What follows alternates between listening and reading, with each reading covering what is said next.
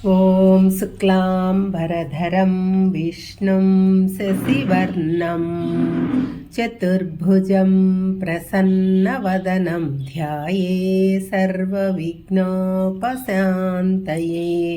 ॐ श्रीकृष्णपरब्रह्मणे नमः। श्रीमद्भगवद्गीता अध पञ्चदशोऽध्यायः।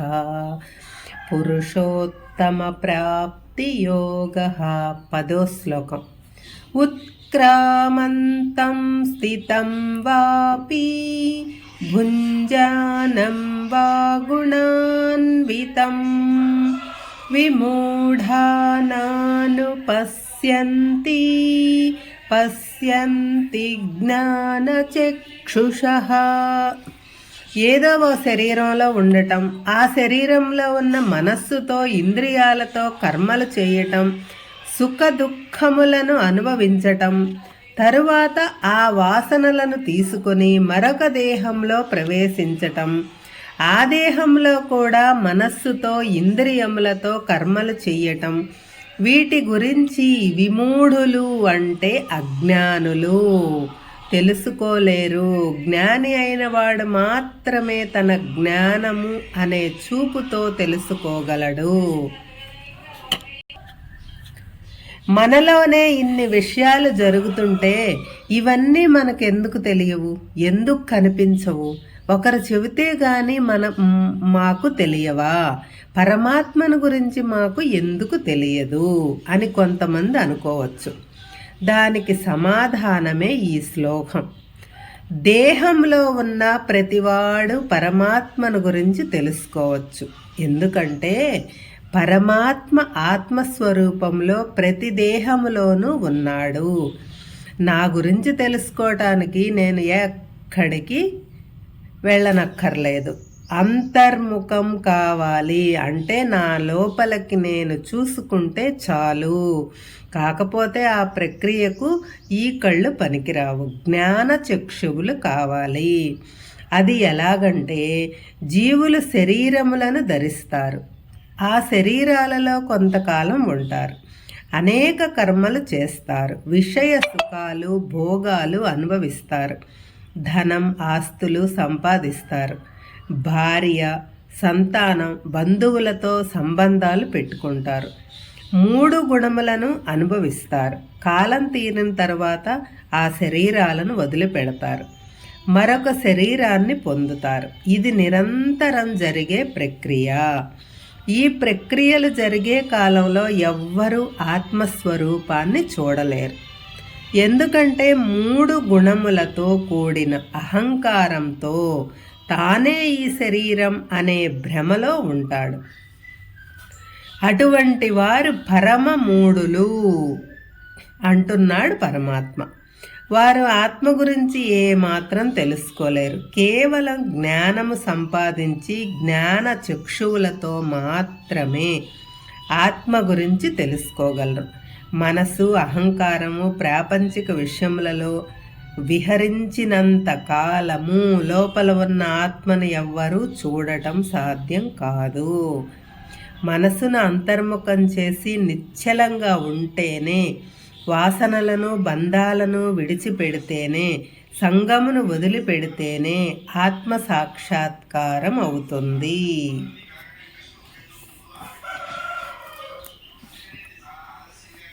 మామూలు కళ్ళు బయట వస్తువులను మాత్రమే చూస్తాయి. జ్ఞానచక్షువులు మాత్రమే లోపల ఉన్న ఆత్మను చూడగలవు. ఆత్మను గురించి తెలుసుకోవటం అంటే మన గురించి మనం తెలుసుకోవటమే. దీనికి ఎక్కడికి వెళ్ళనవసరం లేదు. అడవులకు, హిమాలయాలకు లేక వేరే ప్రాంతాలకు వెళ్ళి తపస్సులు చేయనక్కర్లేదు. మీరు ఉన్న చోటనే ఏకాగ్రతతో కూడిన ధ్యానంలో కూర్చుని తెలుసుకోవచ్చు. కాకపోతే ఆత్మను గురించి తెలుసుకోవటానికి ముందు జ్ఞానం సంపాదించాలి. జ్ఞానం అనే కంటితో చూడగలగాలి.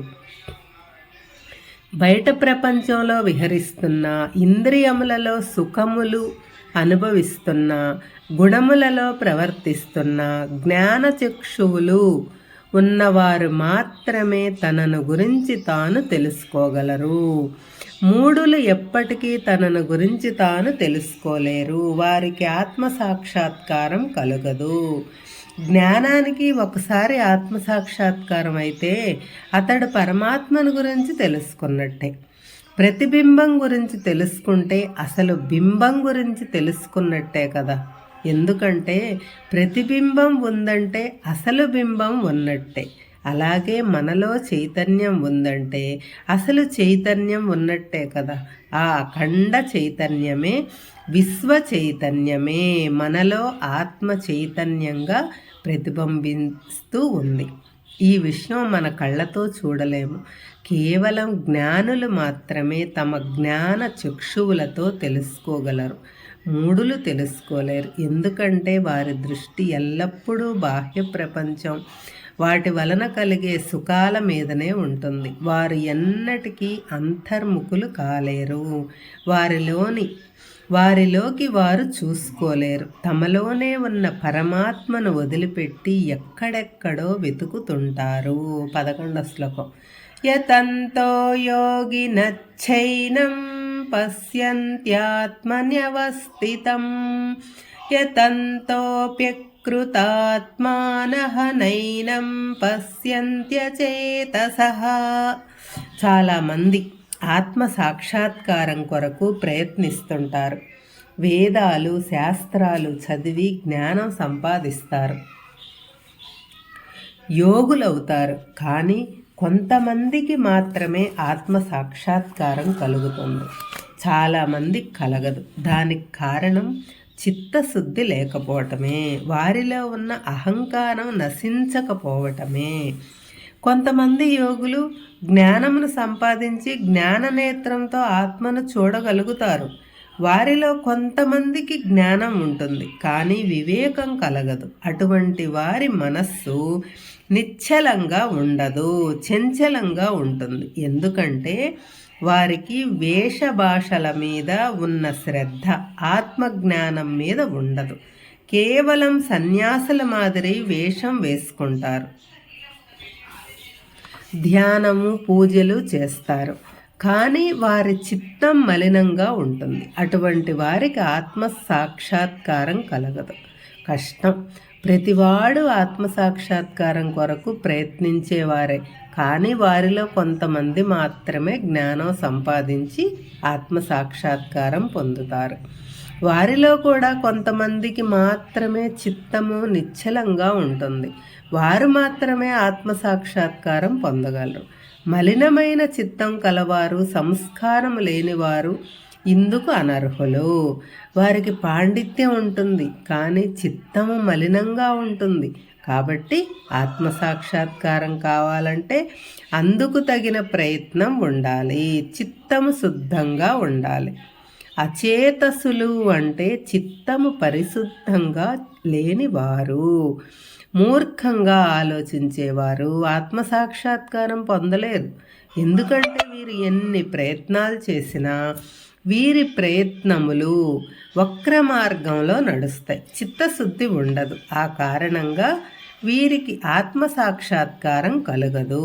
అటువంటి వీరికి గురువుగారి మార్గదర్శకత్వం అవసరం. ఇప్పటి వరకు కృష్ణుడు అర్జునుడికి ఆత్మ పరమాత్మ తత్వాలను గురించి ఉపదేశించారు.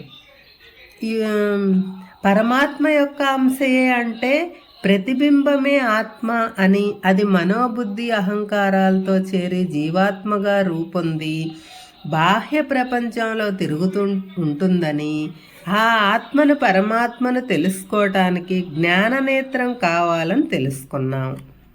ఇప్పుడు ఆ పరమాత్మయే ప్రకృతి రూపంలో బాహ్యంగా ప్రకటమవుతుంది అంటే ఈ దేహంలో జీవుడుగా ఉన్నది ఆ పరమాత్మ స్వరూపమే, బయట ప్రకృతిగా ఉన్నది కూడా ఆ పరమాత్మ స్వరూపమే. అంటే పరమాత్మ సర్వవ్యాపి. ఇక్కడ జీవుడు అంటే మనలో ఉండే చైతన్యము, బయట ఉన్న అఖండ చైతన్యమే శరీరంలో పరిమిత చైతన్యంగా ఉంది. ఈ విషయాన్నే పోతన గారు ప్రహ్లాదుడి నోట వెంట పలికించాడు. ఇందుకలడందులేడు అని సందేహము వలదు చక్రి సర్వోపగతుండు. అంటే ఆ పరమాత్మ ఇక్కడ ఉన్నాడు, అక్కడ లేడు అనే సందేహమే అక్కరలేదు. పరమాత్మ నీలో ఉన్నాడు, నాలో ఉన్నాడు, అంతటా వ్యాపించి ఉన్నాడు. ఆయన లేని చోటంటూ లేదు. అందుకే కళ్ళు మూసుకొని నీలో ఉన్న పరమాత్మ యొక్క ప్రతిబింబ స్వరూపాన్ని అయిన ఆత్మను చూడు. కళ్ళు తెరిచి బయట ఉన్న ప్రకృతి అంతటా నిండి ఉన్న పరమాత్మను చూడు. హరే కృష్ణ.